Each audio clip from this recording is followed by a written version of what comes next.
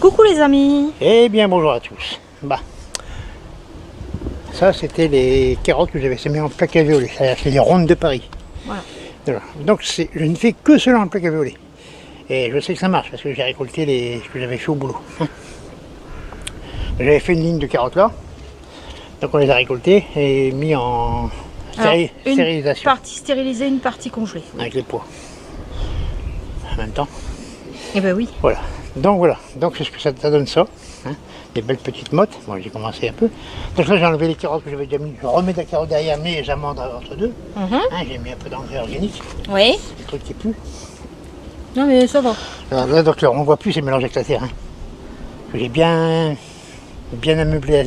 ameubli la terre. Pardon. Il faut quand même un sol qui soit ameubli. Même si ça n'a pas beaucoup de longueur, c'est quand même de la racine. Faut quand même, bah oui. Voilà. Donc là il y en a 4, ça la motte. Oui, t'as eu la main lourde parfois. Hein. Ouais, parfois j'ai eu la main lourde. Donc là tu vas en retirer un petit peu. Voilà, donc je pourrais les planter si j'avais qu'une seule carotte, je pourrais les planter tous les 5-6 cm. Et là j'en ai sur moins 3. D'accord. J'en ai laissé 3 pivelles, enfin, j'en laisse 3 sur la motte. Et puis je fais un trou tous les 10-15 cm. Alors, là j'ai fait 10. Tu fais un trou tous les 10 cm à peu près. Donc Ok. j'ai bien amélioré mon sol. Oui. J'ai amendé. C'est normal, une carotte il va rester plusieurs mois. Voilà. Avec un vieux manche à balai. manche à balai, un manche ce que vous avez. Bah, c'est toujours le même. Hein. Voilà. J'ai mes avant-trous. Hein. Donc j'en fais un tous les 10 cm. Et là-dedans, là, je vais bien éponger une motte. Voilà, ça va très vite. Attends. Oui. Hop, dans le trou, Nickel. sans plus. Pas la peine de trop appuyer dessus. Voilà, juste comme ça, une petite pression. Et ensuite, il faudra arroser. Bien sûr. Et là, avec l'arrosage, la terre va se plaquer au-dessus. Ça marche. On va te laisser faire. Ouais.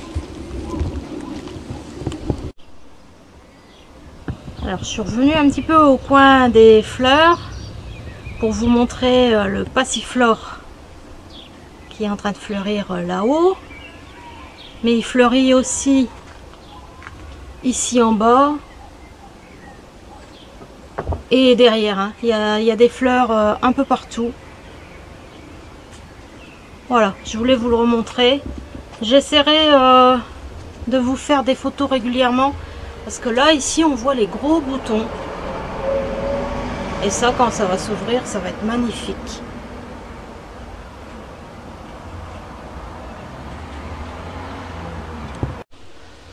Alors le jour des... Non, c'était pas le jour des carottes, c'était un peu plus tard.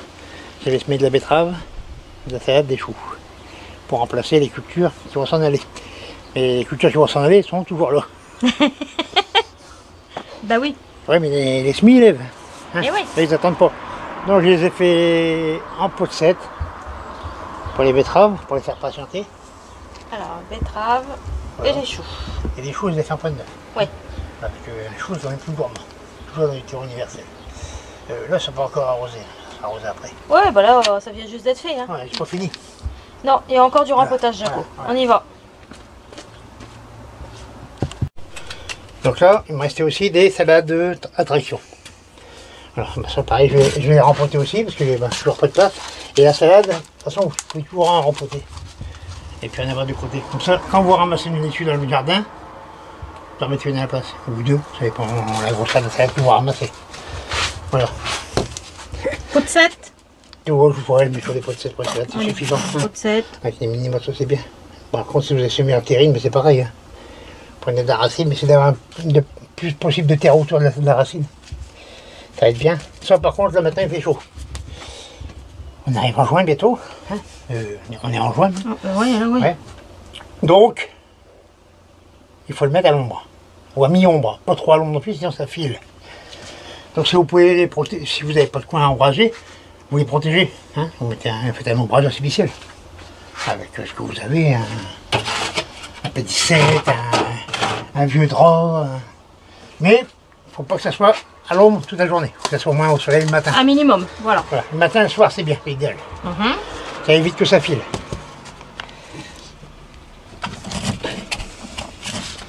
Donc voilà, donc j'ai fait mes betteraves. Ils sont en attente. Mais bien sûr, c'est pas parce qu'on a un petit jardin qu'on a pas le droit des fantaisies. Donc je vais me permettre une petite fantaisie. Donc je vais semer une petite plaque comme ça, 60 c'est suffisant. Mon jardin il fait 4,50 m de large. Avec une plaque de 60, c'est largement suffisant pour faire une ligne. Voilà, avec les carottes, j'ai fait une ligne tout juste, tout rond. Ouais, tout pile, hein. Voilà. J'ai eu pratiquement 100%, pas... j'ai eu 95% de range levé. Avec une de carottes de Paris, il y en a chez Bouquet. Hein. Oui. Un rond de Paris, il y en a chez Bouquet. C'est impeccable. Un petit peu de piano, bon. Non, c'est bon. C'est surtout pour les coins. Ici, c'est là qu'on a le tendance d'en mettre moins. C'est vrai. Bizarre. C'est pour ça.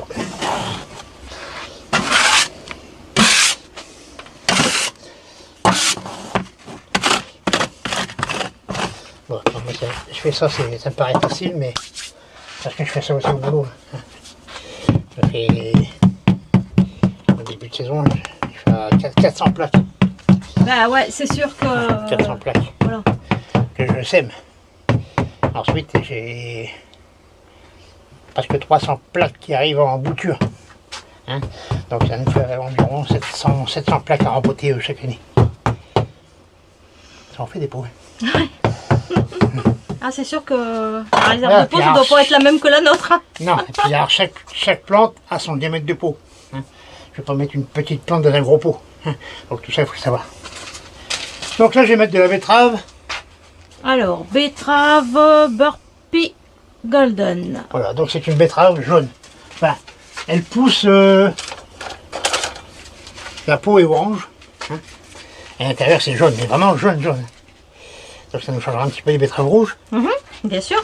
Voilà, donc je vais me faire un petit plateau pour faire 4 mètres de lumière. Voilà. Alors, les graines, ça s'appelle des glomérules. Des glomérules, c'est ça. Et, Hein, et une par alvéole. et une glomérule peut faire jusqu'à 3 plants. Voire même 4 selon la grosseur du glomérule. Oui. Voilà, donc c'est une graine par alvéole, parce que là ça peut faire 2-3 plants. Voilà. On te laisse faire? Oui. Ben voilà. Donc là j'ai fait mon plateau, ça sera pour faire une ligne. Bon, ça sera une ligne de mes 40 en principe. Hein. Donc bah, si tout lève à double, ben, je ferai 2 lignes. Je ne suis pas de ligne près, hein, sur 10 cm. 15. Alors vous les mettez tous les. Ça c'est des betteraves qui font comme ça. Oui. Ils font 10 cm de diamètre. Donc quand je vais les repiquer, je vais mettre tous les 15 ceux-là. Ah oui, ça devient plus gros. Hein. Par rapport à une longue ça fait 6-7 cm et puis ça fait plutôt la longueur. Hein. Enfin, je fais ça, j'exagère pas. Il y a 2 ans. on en a eu des big. Hein. On a été surpris. Ça voilà. Donc pour faire une ligne de 4 mètres, j'ai fait un petit plateau de 60, j'en aurais trop. Hein. Et bon, si j'en ai 80, ben j'en ferai 2 lignes en 50.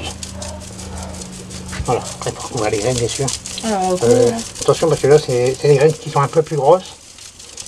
Donc recouvrez un peu plus. Ah, c'est pas des graines, c'est des glomérules. ouais, non mais c'est bon, j'ai taquet. Et puis on n'oublie pas sa petite étiquette. Ah, toujours l'étiquette, qui va bien. Et une chose qu'il ne faut pas non plus oublier, c'est toujours noter dans votre carnet, dans votre cahier, quand vous faites vos semis, la date de levée du semis, rempotage s'il y a rempotage, la plantation et le résultat. Voilà, le résultat, et s'il y a un truc qui n'a pas été, observation. Voilà, donc ça va partir en châssis. Un petit châssis sur la terrasse, vous avez vu les pots rempotés. Avec le reste. Avec le reste, toujours arrosé, toujours maintenu humide. On n'oublie pas. Voilà, il faut toujours humidifier. Voilà.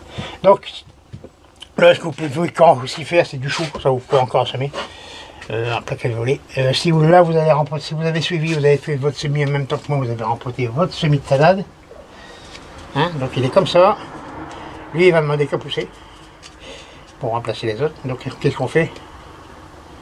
Celui-là, il y a 2 semaines.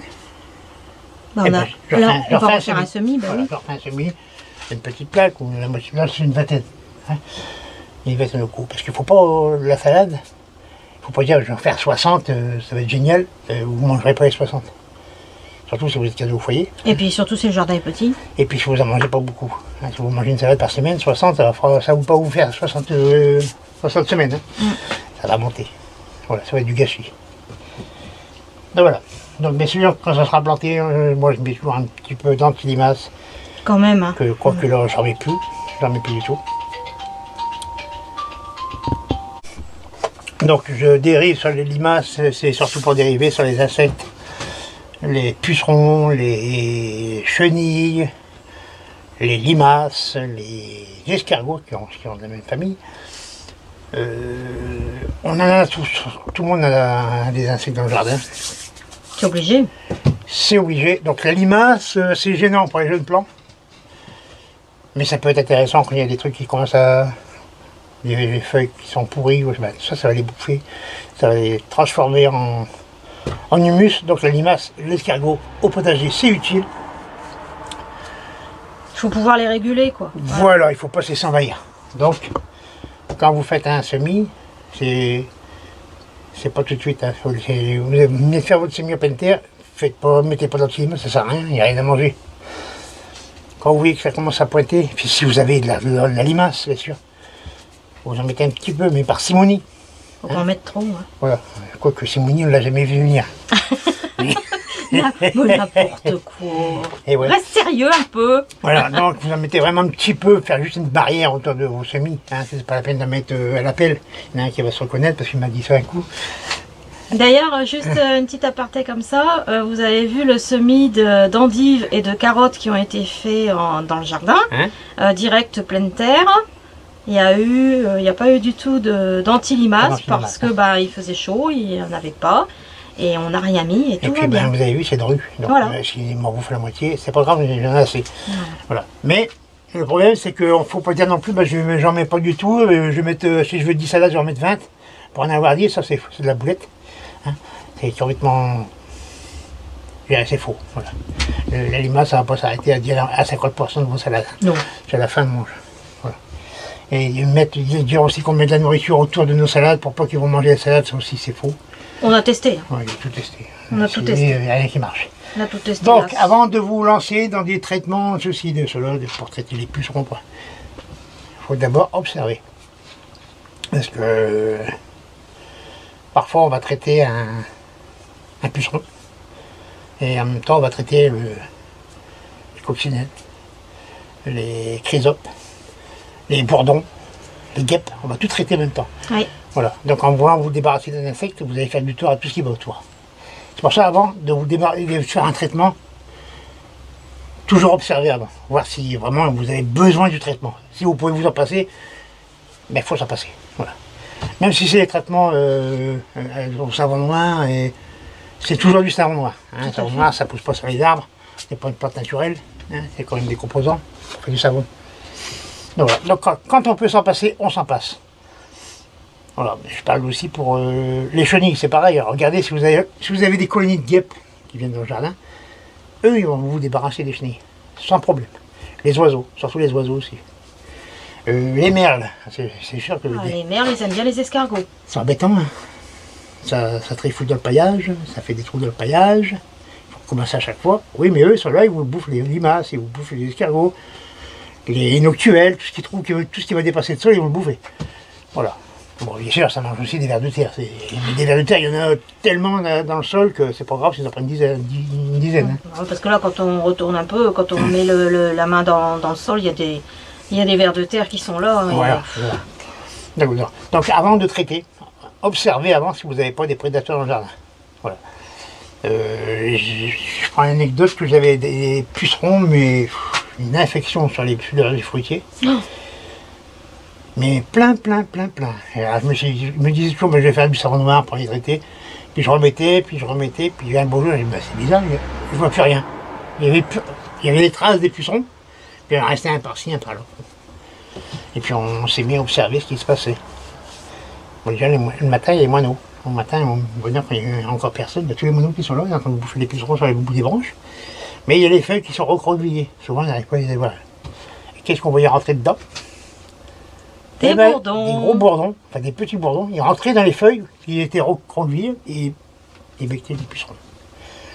Donc, avant de traiter, attendez, surtout si vous avez 5-6 pucerons par-ci par-là, c'est pas méchant, hein, la plante elle va pas souffrir. Si vous voyez que la plante n'est pas en souffrance, c'est pas gênant. Hein. Bien sûr, si vous voyez que la plante elle souffre, les feuilles sont tordues et puis que ça gêne la pousse de la plante, bon ben là... Puis quand il n'y en a pas beaucoup, vous pouvez les retirer à la main. Voilà, si vous avez 2-3 plantes, c'est vite fait à la main. Ça évite de foutre plein de produits. Même, soi-disant, naturel. Oui. Voilà.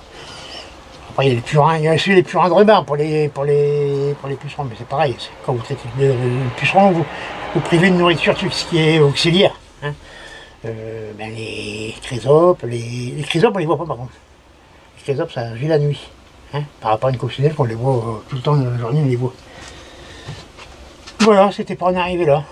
Donc, si vous utilisez de l'anti-limace, c'est pas un crime. C'est pas toxique. Il faut pas en mettre beaucoup. Il faut en mettre au besoin et vraiment très peu. Voilà, il faut vraiment saupoudrer un tout petit peu, faire une petite barrière autour de votre culture que vous voulez protéger. Surtout quand vous mettez des courgettes au jardin. Là, ils adorent. De toute façon, quand c'est des jeunes plants ou des jeunes pousses. C'est pour ça aussi que mes salades, j'aurais pu les prendre dans la plaque à violette qui grandissent un peu, puis aller les planter par-ci par-là. J'ai une grande chance de se faire dégommer. Ouais, surtout que là on a. On est arrivé avec une belle salade déjà bien formée. Là, on a moins de chance de se faire dégommer. On peut se faire attaquer, mais pas disparaître. Même les moineaux, ils aiment bien les salades. Ah oui, parce qu'en plus là on a pluie, soleil. Au début, ils vont becter les pucerons sur les salades, et puis au final, une petite salade à passant. Hein. Comme ça, ils ont la viande et la salade en même temps. C'est vrai. Voilà, c'était pour en arriver là. Donc traitez vraiment ce qu'il y a besoin. Et si vous pouvez le faire à la main, faites-le à la main. Les chenilles à la main, c'est vite fait. Hein. Vous passez une fois le matin ou le soir, vous enlevez les chenilles des choux. Voilà, puis après les protections naturelles, c'est les filets. Hein. Vous mettez des filets sur vos choux. Dès la plantation, vous mettez le filet, pour que le papillon vienne prendre dessus. Mais surveillez quand même. Ça double tranchant. Parce qu'il y a aussi les noctuels. Les noctuels, c'est des papillons de nuit. Les papillons de nuit, lui, il va prendre dans le sol. Alors c'est possible que quand vous plantez vos choux, il y a déjà des œufs de noctuels. Et oui. Et ouais, mais même là, on peut se faire avoir. Donc même si vous avez mis un filet, surtout surveillez vos choux. Et je vous dis ça parce que j'ai eu le coup au boulot, hein, un tunnel avec 1200 choux, et puis de toute façon on le sent. On le sent. Quand on passe à côté, oh, ça sent le chou pourri. Hein. Ouais. Et puis voilà, vous voyez 2-3 choux qui sont déplumés. Et ben on lève le filet, puis on retire tout la main, hein, puis ceux qui sont trop infectés, on les vire. Voilà, quand on peut éviter de traiter, on ne traite pas. Donc attention, même quand vous mettez un filet, et c'est pareil aussi pour la teigne du poireau, et aussi la mineuse. Voilà, les œufs peuvent être dans le sol, donc les larves sont dans le sol, vous mettez les poireaux, un filet par-dessous, et bien tout est dessous. Ils ont jeté le couvert. Voilà, c'était une petite mise en garde.